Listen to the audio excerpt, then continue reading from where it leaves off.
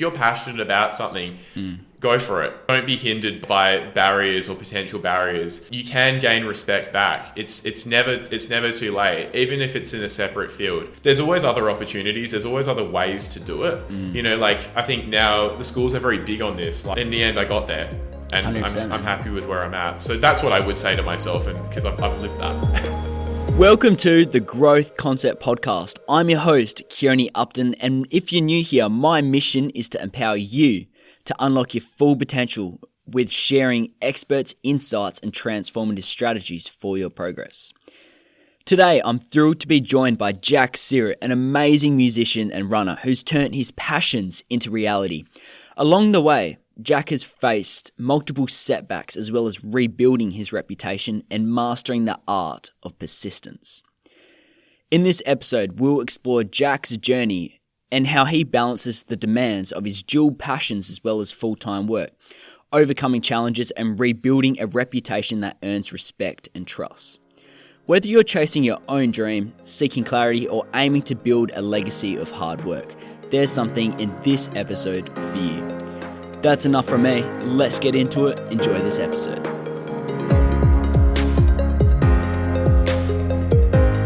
Thanks for having me. Really appreciate being here.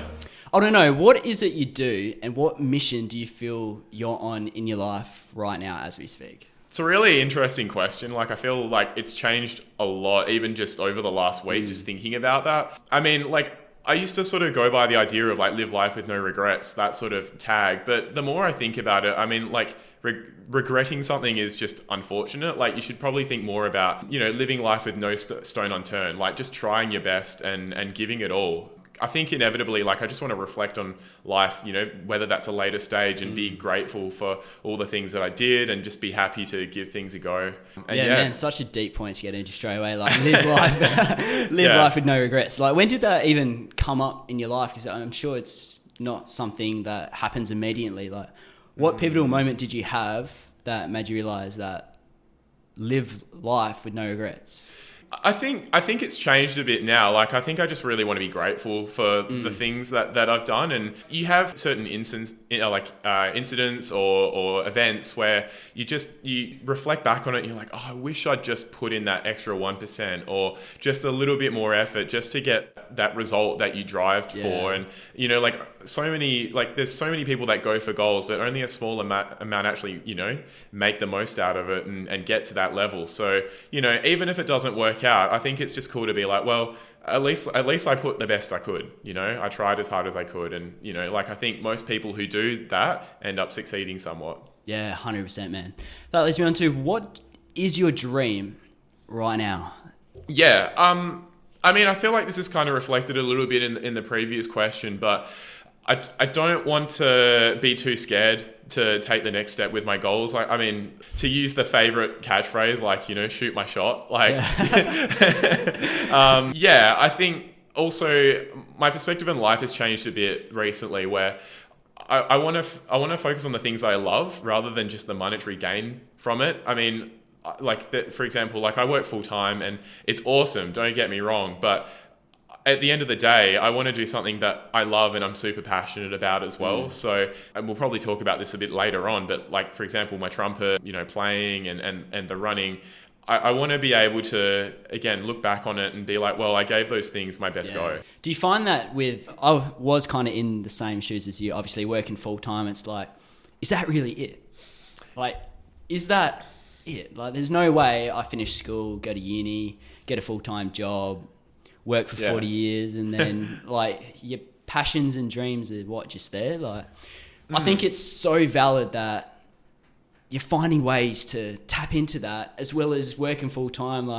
We'll talk about balancing that as well. How did you come up with the whole concept of balancing your passions of trumpet and music with obviously your full-time work? How did that even come into the equation? Going back on that statement, it does work for some people, their life is their full-time job, and that's great for them. And if it works, if it ain't broke, don't fix it. But I think for me, I'm always trying to not have all my eggs in one basket. I want to try and, like diversify. I think about that even sometimes with my running career. I mean, like there's only so long that you can run so fast. And so when that stops, whenever that may stop, I want to be able to be like, well, I've still got that to look forward to or something else to do. So I think I'm pretty grateful at the moment because I've got a full-time job and my employer is quite understanding that I do have those extra commitments. And in a way, like it's changed my perspective on like, well, I'm probably never going to become the manager or the director of the company because I just don't have the time because I've been focusing on my interests and my passions that I love. That's what you got to do as well. Like focus in on that, build something with that. And that way, like your full-time job's just there. And then hopefully your boss isn't listening.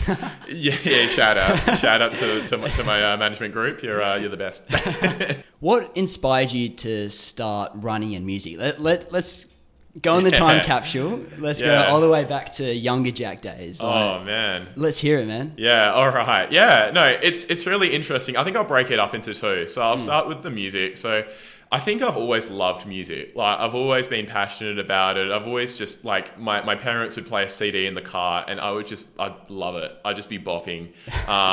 So like I think there's I hope I never get to see this again, but there's like a VHS tape my parents have at home and it's like Christmas and I'm trying to play Jingle Bells on my dad's guitar and I'm just singing completely out of tune. None of it makes sense, but it was super off pitch. But I think, I just wanted to do it and I've always been really obsessed with learning an instrument and doing music. And I don't think, people be like, oh, how did you do trumpet? Like, what made you choose trumpet? I think I fell into it because like I moved to a new school when I was in year 5, and we all had to learn a musical instrument for a year. So we had a choice between brass instruments, string instruments, woodwind instruments, and inevitably, like we had to go sit through a demonstration of all the instruments. And as in, like you watched the teacher play it or something. That's it. It would be like, hi, my name's Mr. Simpson. Shout out, and I am a trumpet teacher, and you can make these crazy sounds with your trumpet. So he basically he had his mouthpiece and he blew into a hose and was making like sounds out of a Bunnings warehouse hose. And I'm like, that's really cool because I was 9. Just admired the hose. Yeah, or just like, wow, he can make sounds because all the other teachers were probably just going through the motions. And I just found it really engaging. So I picked that as my first choice and then had my first lesson in year 5. I think from there, like, we had to do group lessons. That was part of the thing. And I think I just wanted to be better than the guy I was doing group lessons with. But I was also super into it. And I just wanted to learn new songs. I was like, what does that sound like? How does that go? And then it just really built from there. Yeah, nice, man. Yeah. And obviously that was during school?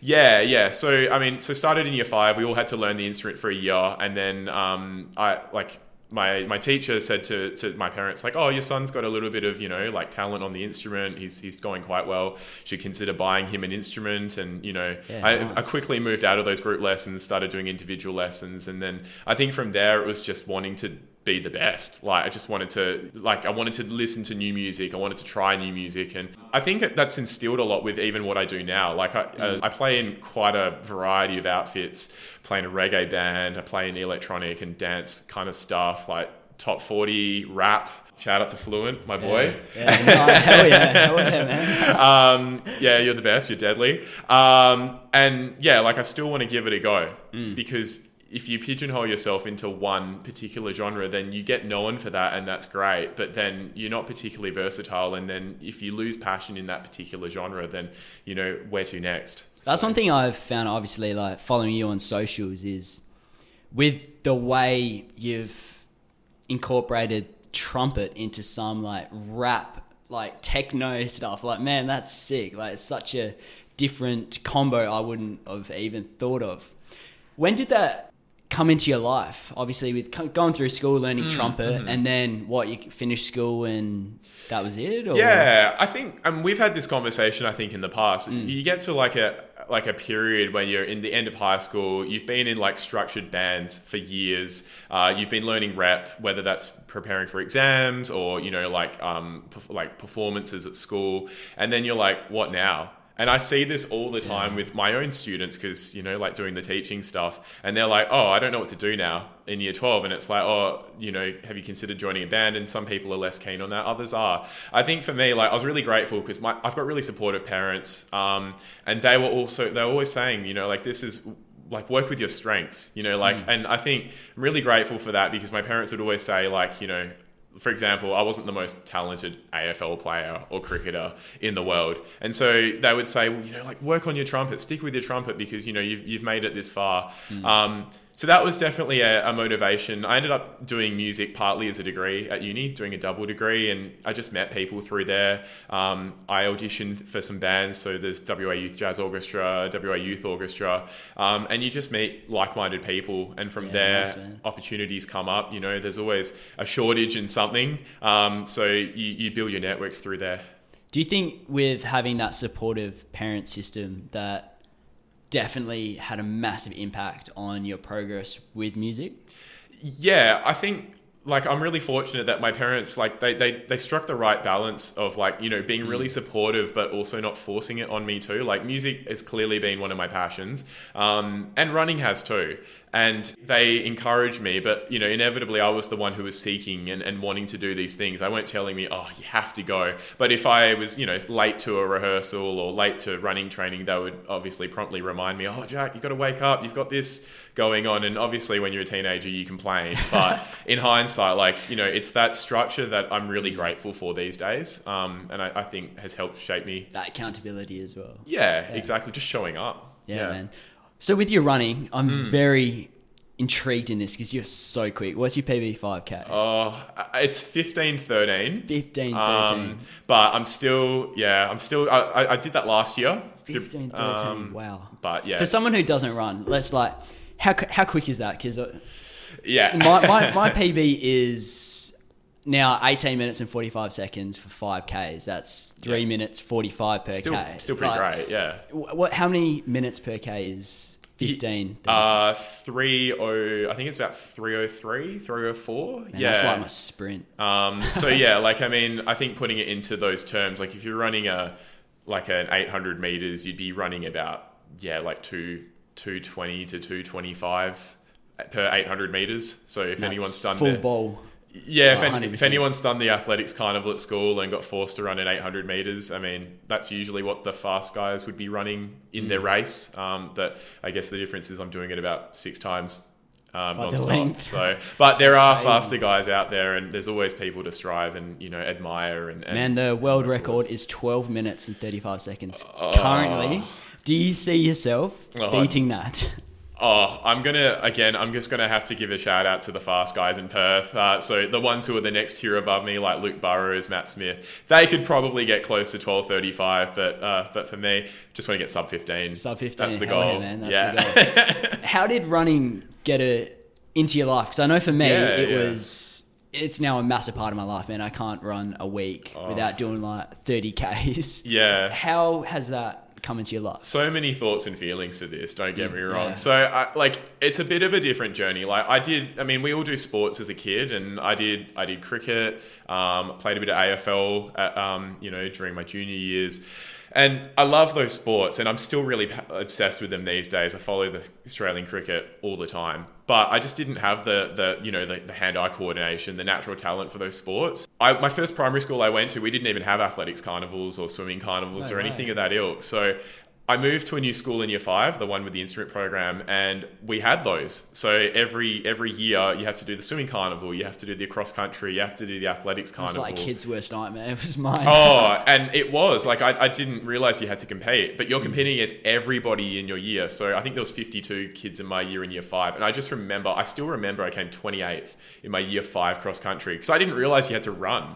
I rocked up in my tracksuit pants. I walked a bit. I ran a bit. My mum was there. I feel really embarrassed in hindsight, but that was the kicker because I was like, oh my God, I have to race against all these people again next year. And I don't want to be embarrassed. So basically I started running with my dad a little bit. I started, taking the swimming a bit more seriously. Is there something you wanted to do or just? I think, it's a really interesting one. I think I did inevitably, and I'll get to this a bit later, the feeling of run is high. It's just, you feel so good after a run. It's like a natural drug. Yeah. And you would be able to relate to that. And I think that kind of attracted me to it. But also, I love just discovering new places. So I'd go for a run and then I'm like, I've never seen that before. That's really cool. So when I was in high school, my high school, we had to pick a sport in summer and winter. And winter, one of the options was cross country. And it wasn't a super popular sport because everyone wants to play footy and hockey and soccer and even badminton. But the way the teacher described it to me, so I was like, what's cross country? And she's like, oh, you get to run around suburbs. And I was like, oh, sick. Like, lock me in. Like, I want to do that. Crazy. I still do that now when I'm on tour. Like every time my bands were playing in a new city or even a regional town, like I love going for a run first thing in the morning and just seeing stuff. Like, you know, you get to see more of the town. Like, and it's worked in a lot of ways. Like, oh, that looks like a good coffee shop. You know, as you run past the main street, and then you take your band there in the morning, and they're all stoked because they're like, oh, great pickup. How'd you know about this place? Oh, I just ran past it this morning. Ran like 20 Ks this morning. Yeah, everyone thinks I'm a madman when I'm on tour. There's not a massive parallel between running and bands, but there's a few. There's at least 3 people I know who do that. So yeah. So yeah, with obviously the cross country with your running. After that, like, how did that progress to almost a sub 15 5K? Yeah, again, like, it's really interesting. I've got a lot of mates who have suddenly got into running. I don't know whether it's just your mid to late 20s, like... It could be 2025 thing, man. Like, it could be because I'm actually doing the sport, but I feel like everyone's got their, like, pit vipers with some, like... Oh, yeah. Nike Vaporflies on with their, who knows, running jersey. Yeah, well, Harry Styles ran a marathon, I think, 2 weeks ago and ran like 3 hours 20, which is actually like a really good time. Yeah. So, you know, like if people like him are, you know, like taking it semi-seriously, that's going to influence a lot of people. So. Yeah, it could be that as well, just being very commercialized. I think going back to it, it's like my parents had that value of like sticking to your strengths. And so trumpet was one of those strengths of mine, and music, and running was the other. So like from year 5, I came 28th out of 52. The following year, because I actually trained for it and took it seriously, I came 4th out of 52. Wow. And from then I just really wanted to, you know, you make the inter-school teams, and I just wanted to do that. You know, like, and you, like, earn that respect. So I kept doing it, and essentially, like, I wouldn't say I'm the most talented runner in the world, but I just love the sport, and you know, like, I just kept running. A lot of people, they lose their passion for it, they take a break, they get interested in something else, they're 18, they discover the beers, you know, they go clubbing, they go to metros. Yeah. For me, I wasn't necessarily into that. I just wanted to run, and I found like it's also a really great stress reliever as well. If you're under pressure at work or uni or school, go for a run, and I always felt so much better from it. So yeah. I definitely find it's like you're saying, that runner's high after. Like, well, what does your runner's high feel like? I just feel like I've accomplished something, you know, but my body feels good, and I just love the feeling of feeling good, you know. If I don't do exercise in a day, I feel like I'm just a highly anxious critter, and I don't get much done because I'm just thinking about it as opposed to doing it. So, yeah, exactly. I had the chat with my PT today. I like redid my gym. Like, you know, your gym like routine. These are days I'm doing running. These days I'm doing gym. I'm trying to gain weight at the moment because I run so much. It's like it's so hard. And I'm like, oh, well, what do you think of my gym routine? And he goes, yeah, it's shit. And I'm like, what? Yeah. How? He goes, well, you got to rest. And I'm like, yeah, nah, surely not. Surely I could just do like a zone 2, 15K run in my rest. Like, surely that would work. He goes, nah, like do like low heart rate stuff. I'm like, oh, okay. I'm trying to learn that lesson at the moment. And I mean, like, I've had numerous setbacks in running, and I feel like I'm always perennially injured, and it's so hard to be like, okay, just take this run slow, because you get into a bit of a rhythm and you're just like, oh, I just want to keep running and run fast. Yes, but those rest days, those zone 2 days, you know, keeping the heart rate low, like that's where you make the gains. Yeah, man, 100%. Yeah. Do you find it hard scheduling rest now, or? Yeah, I think sometimes I look forward to it as well, because I mean, with my work and, you know, doing a lot of touring and moving around the place, like you can't always train. So those days that you're flying somewhere or you're driving somewhere, they're usually going to be the rest days. But I think I'm still learning that lesson of doing nothing, because I'm always wanting to do something, and I mean, it's great, but you do need to slow down sometimes. Yeah, 100%. Leads on to like the whole persistence of it. What's the biggest lesson you've learnt with the persistence, trusting the process through obviously your music and your running career?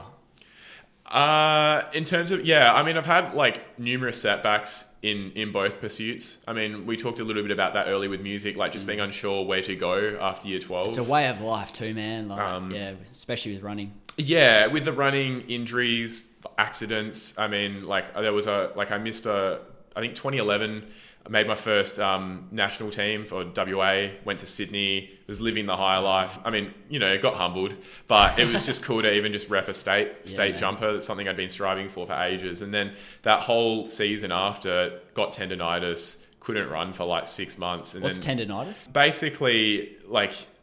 Basically my muscles are really tight. For me, it was my iliotibial band. And every time I'd run, I'd just be really sore and it would be really achy, a pain ache, but it just wouldn't go away. No runners high those days. Well, yeah, because it's just torturous to run. And so I just, and it was one of those things that it takes a while to go away, and you just have to like do the gym work and heal and not run. And it's really hard when, one of your big eggs is taken away from you. Inevitably, like having multiple sort of eggs in your basket is really helpful. So even though the running was a challenge, I could still do the music stuff, practice my trumpet, get the rep sorted. I was really lucky, again, like having supportive parents, that they were really helpful in those times. But inevitably you learn lessons, from every setback that you've had. Yeah, 100%. So, for example, with that particular injury, you're aware when it happens again, or you change up your training days. You take the rest days, you don't avoid them. You just do it. Man, like it was before this, I was like, okay, like forcing myself to schedule in like each rest day for every week. Early on, you were saying that early on in your life that you had a couple of mistakes or setbacks you were saying earlier. I don't know, how did that affect you as a person? And you were saying something about your reputation as well. Let's go back to those days. Yeah, I mean, it's a really interesting point. Like, I think, despite, having a lot of great days and successes, there's been things, I mean, we're always learning. And I remember, like, I've got two really good examples for you. So the first one, got to year 9, and you'd probably know this, like, it's just a bit of a rowdy year. You start questioning things. Instead of doing what you're told, you're like, why am I doing this?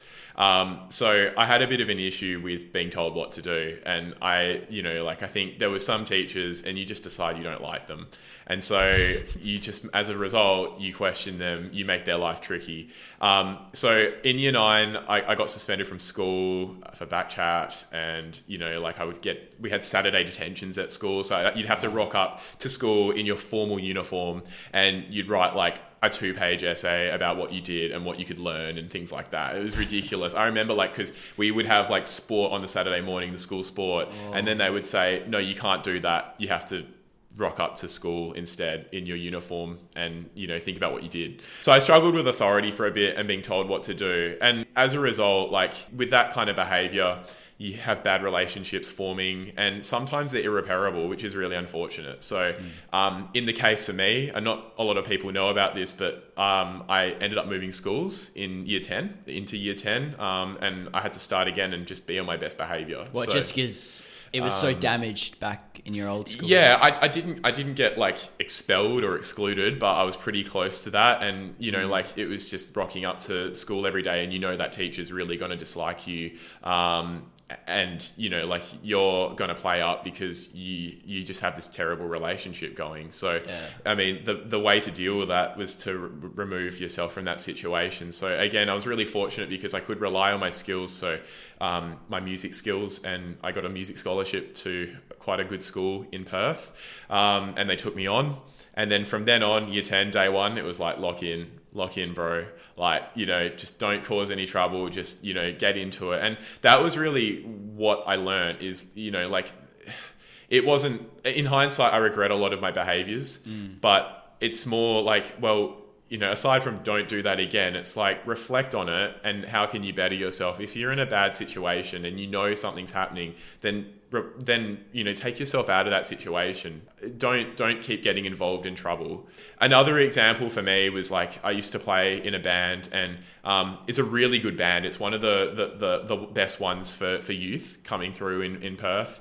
But then I started getting offered paid gigs, and I mean capitalism. You're just like, oh man, I'm living the life. I'm earning $100 to play a gig. Like, so cool. Like, this is amazing. So then I ended up favoring those over the rehearsals, which I should have been going to. And I just wasn't particularly, like locking into these rehearsals. And so as a result, you develop poor relationships with people. And it's hit me to this day. I mean, even now, like, and again, I've reflected on that.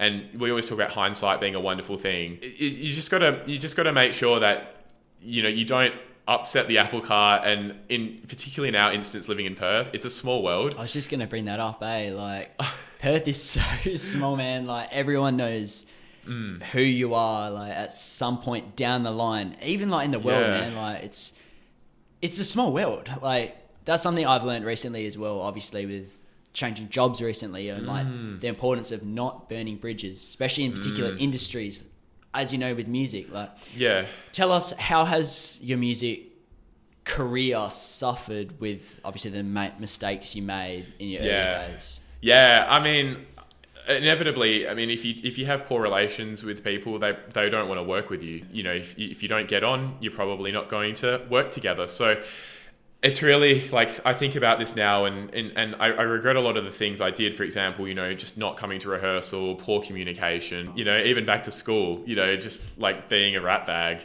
and making people's lives hell. Like, I think when you're younger, you do also get triggered a lot by your emotions. You don't really think about it super rationally. And I think that's what I've learned. Reflecting on the behavior is really important. And I really instill that on my music students too. It's like, why are you doing this? As opposed to, I guess I'm doing it, The other thing is, as well, is like, I think what I've learned is I've had to try and prove my worth. And that's tough because if you've created these situations or you've ended up in these situations, the only way you can really get back any sort of kudos is to give back and actually, put in more than 100%. So, for example, your actions are always going to speak louder than your words. So volunteering to do things or helping out, set up with the band rather than just rocking up late to sound check, which I'm still learning.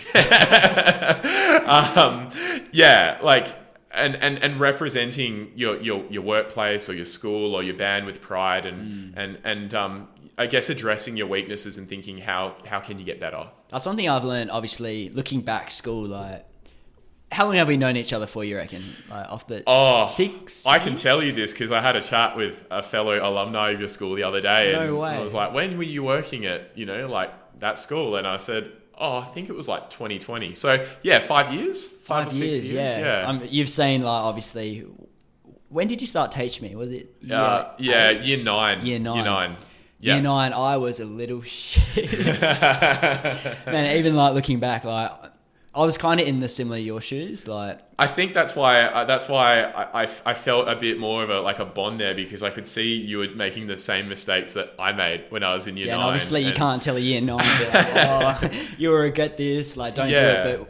But looking back, like you were saying, like in hindsight, if I didn't do that, I wouldn't be where I am now. Like, to not do that bad thing, which would result in packing away the whole band, or not doing that in the car park at school, like, it's just rocking up late or leaving early or just being a menace, really, So lesson you can take in, like, even your career, man, like, that will set you back slowly. Those marginal 1%ers could either take you off or really slow you down. It's the actions at the end of the day as well. I mean, like, you can say, I promise I won't do that again. I promise I'll get better. But it's you rocking up on time, or it's you actually putting in the effort to learn the pieces, or, if a running example, doing the sessions, like helping out with the coach. 100%, man. Obviously, with that being said, what do you feel your turning point was when you realized that you had a lot of work to do to rebuild, obviously, that respect that you lost when you were younger? Oh, yeah, it's a tough one. I mean, I think we're always learning as man. well. I think, but again, I think I'll bring this back to the initial analogy, like just reflecting on it. And I mean, at the time, it's very heat of the moment when you cause these issues. Yeah. And you don't really think about the consequences that could happen because you're just angry. You know, you're not thinking rationally. For me, I find it takes me a while to understand the process, but then from there, like, you know, think about it and then just see, like, how can I not necessarily rectify the situation, but how can I improve myself for next time? And, you know, if the relationship isn't damaged, are there ways that I can address it? Are there steps I can take in order to gain people's trust back, you know, gain some respect and some face? For people who may have been in a similar boat as you and I, with going through school, being an absolute menace, and may have not learning that till later on and carried that out into their early career, what would you recommend or guide them to pull their head in and to focus on rebuilding their reputation? Like, what are a few characteristics we should be breaking down with the reputation side of things? I'd probably say, aside from just working hard, you know, like, I think putting in the extra effort with particular things. If you're passionate about something, go for it. Don't be hindered by barriers or potential barriers. You know, I think we're linking it back to the start. We talked about, you know, trying not to leave any stone unturned. You can gain respect back. It's never too late, even if it's in a separate field. So I think, you know, always have a glass half full approach on things. I think it's really easy to be caught up in the negative and thinking, oh, like, I wish I'd done that. I wish I'd done this, as opposed to, well, at least I did that, or there's something to come, you know? For example, I think we were just talking about this before the podcast. Like, I fell, you know, like, I had a trip on my run, contact sport, like 2 weeks ago, just tripped over a speed bump because I'm silly. But because I've had bad injuries before, I'm like, this isn't too bad, you know? Are my fingers okay? Okay, they're great. Can I walk? Okay, I can walk. That means I can drive to Margaret River and play my gig on Friday. You know, I can still go on tour. I just have to bandage my hands. I think just thinking about the other perspective rather than just getting caught up in the why me? Why does this always happen to me? Because the only person who can really change their behaviors is you. Wow, that's deep. 100%, man. I feel that from experience, though. Obviously, with you like, bandaging up your hand, I'm sure you can come up with a cool story. Obviously, being in Australia, you wrestled a shark on the way here or something. Yeah. No, I got a kiss from the pavement. Yeah, it was intimate. I got rugby tackled while running and fell on the pavement. Yeah. So with breaking down, obviously, why you started running and your music career, as well as the hit you've gotten with your reputation and stuff, as well as how an individual can rebuild that reputation through the hard work, and you brought up volunteering as well. Did that have a massive pivotal moment when you started being like, okay, I'm not doing it for that money reward, you're doing it for obviously a reason? Doing it for the love and doing it for the opportunities. I mean, money's obviously great, and sometimes it's awesome to, you know, be able to see some worth or some net worth as a result of the effort that you put into your passion, you know, whether that is running, music, or weightlifting, or whatever it is, you know. Yeah. But I think inevitably, like, trying to if an opportunity comes up, take it. You know, if you've got a mentor or a leader who says, oh, like, you know, there's this program and I think you'd be really suited to it, I think you should have a go, you know, like it's worth just trying. And even if you don't succeed, you can still get there. It just might be a longer journey than most. I mean, I don't think I'm the most talented trumpet player. I don't think I'm the most talented runner, but I'm passionate about those things and I stuck in them long enough. And I can tell you that most of the successful guys on the circuit in Perth for running and the successful musicians, like for me, I mean, a lot of people ended up just moving to Melbourne and moving to Sydney to you know, progress their careers. And that's awesome. And it's so cool to see people from Perth succeeding. But for me, that just opened up new opportunities because, oh, that guy left. Can you play in this? Or, we need a trumpet player for this tour. Like, are you free? And for me, I mean, I also love travel as well. So that's probably another factor. But do you think travel has been a big part to obviously shaping on where you are now? Yeah, I think seeing things from a different perspective is really important as well. And I think we probably don't do enough of that. I think we always get stuck in the, what I think or what we're being told, and whether that's the media. The comfort town too, like Perth is the comfort town. Yeah, I think one of the things, like this doesn't relate to any music or running stuff, but like we had an opportunity in at uni. This is ridiculous talking about this, but like our uni coordinator decided, oh, let's do a field trip to North Korea. And like, because I don't know why, but anyway, North Korea. People signed up for it. I was too scared. I was like, oh, we're going to get knocked back. Like, it's dangerous. You obviously hear all these reputations. Anyway, it didn't go ahead. It got cancelled by the Australian government. They were like, no, this isn't happening. But as a result, they were like, well, everyone's put money into this tour, so we've got to come up with a plan B. So they ended up going to Mongolia for 2 weeks. And like, that is sick. And I mean, I don't want to say regret, but like, I'm so sad I missed out on that opportunity because, they were riding horses in Mongolia and learning about like Mongolian culture and urban planning. Wow. And I just thought, wow, that's awesome. So anyway, like another opportunity came 6 months later to East Timor. And like East Timor is not necessarily on people's bucket lists. It doesn't have a reputation as being like a beachside destination, a holiday. I mean, it's quite a poor country as a result of civil war. But I took it because I was like, well, I've missed out on this one, but this opportunity's come up. And that was honestly one of the best trips I've ever been on. I learned so much from the people, because people don't have a lot. They're so grateful for the smallest things, whether that's just like having a soccer ball or, like it being a sunny day. And I think, that sort of links a lot to the material wealth argument that I was mentioning earlier. Like, I want to do it because I love it, not because, because of the money. It provides me happiness. Like one principle I've discovered recently by Simon Sinek. Do you know who he is? Simon Sinek? No, but it's the why. It's in 3 circles. It's why, how, and what. And the way he does it is it's a form of marketing or sales, but you can apply this to any aspect of your life. And it's like work from your why and go outwards. Kind of what you're doing. Like there was a reason why you started running. There was a reason why you started music. You didn't do like, oh, I want to be rich. Let's start music, start pumping out these albums and then trying to get revenue or investors into that. Like it's working from your why. That way you're fulfilled. That way when you get that end result, which happens to come with the process, you're fulfilled, man. And I think that's a good point to remember throughout your career, like focusing on the why. Why are you doing that career? Why are you studying that? Or why are you doing that passion, man? Like it's definitely good to consider that.